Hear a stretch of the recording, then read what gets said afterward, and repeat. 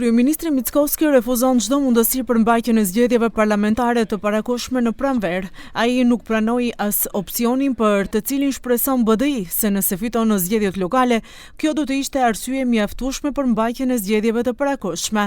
Kjo qeveri ka legjitimitet të plot, më shumë se 600.000 qytetar në zgjedhjet e vitit të kaluar votuan për këtë qeveri, tha Mickoski.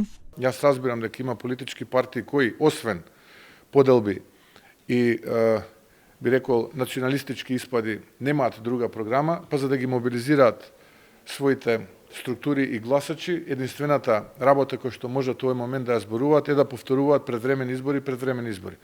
И ВМРО ДПМН убедливо ги победи со историски резултат во 2021 локалните избори, pa беше во опозиција 3 години. Por nga BDI, partia që udhëheq koalicionin AKI nuk heqin dorë dhe janë të bindur se megjithatë, pas zgjedhjeve lokale do të ketë zgjedhje të parakohshme parlamentare. Menjëherë pas zgjedhjeve lokale ka zgjedhje parlamentare. Në qytet të Shkupit, nuk e di a i keni pa anketët. Raporti është pothuajse 8-2, Aleanca Kombëtare për Integrim vis-a-vis Vlenit. 8-2 është raporti në qytetin e Shkupit. Shkojmë zgjedhjet parakohshme. I dini rezultatet e zgjedhjeve të parakohshme.